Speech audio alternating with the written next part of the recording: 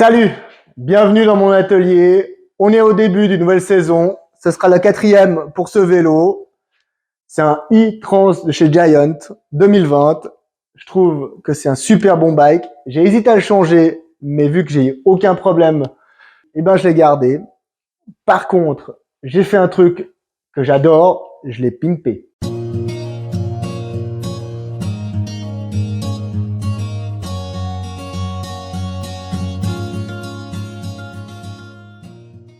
Pourquoi j'ai pimpé mon bike? Principalement pour l'adapter à ma morphologie, mais également à mon terrain de jeu qui est le Jura. Qu'est-ce que j'ai changé? Un premier truc, c'est la batterie. Elle n'est pas là parce que là je suis dans l'atelier et que elle est au chaud. J'ai commencé avec une 500 watts que j'ai rapidement changé pour une 625 et je suis passé il n'y a pas longtemps à une 800 watts. Je te remets la vidéo là-haut de l'essai. Clairement, la 800 watts, ça m'a changé mon bike. J'ai maintenant un terrain de jeu qui est énorme. Il est vrai qu'avec la 500 watts au départ, je trouvais que c'était un peu restreint.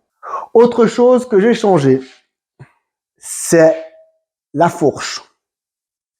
À la base, le vélo, il vient en 27,5 avec une Fox 36 de 150 mm de débattement. J'ai décidé de tester la 29 dessus. J'ai donc mis une Yahari 29 pouces 150 mm avec une roue ID Max en 29 pouces. Alors, plein de gens l'ont fait. Je trouve que c'est un super changement. Clairement, le vélo, il est plus stable et ça le remonte à tout petit peu. Le franchissement des obstacles est également plus facile. La roue ID Max à l'avant, c'est une valeur sûre. Je l'ai montée avec un Magic Mary de Cheval B.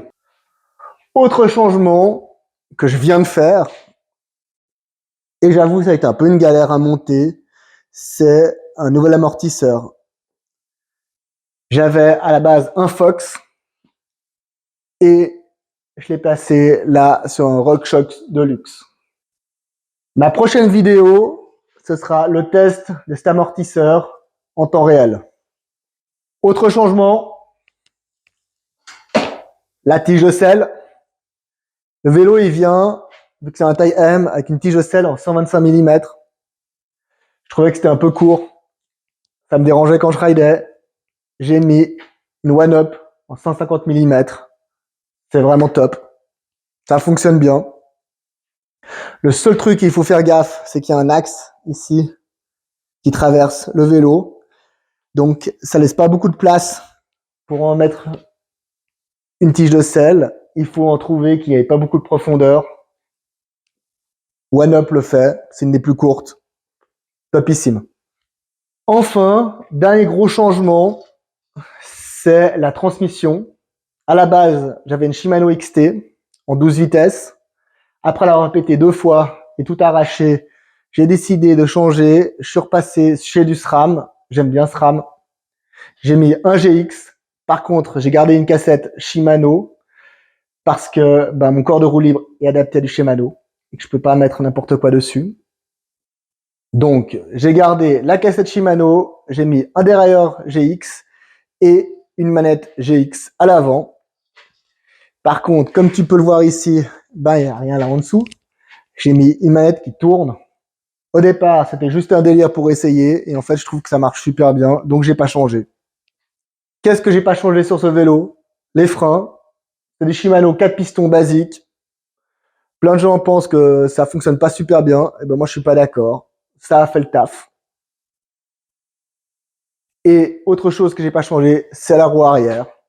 C'est toujours la même. Peut-être qu'en cours de saison, je vais mettre une ID Max à l'arrière. Ça va dépendre un peu de comment ça évolue. Si tu as aimé cette vidéo, abonne-toi à la chaîne, lâche un petit pouce bleu, ce serait cool.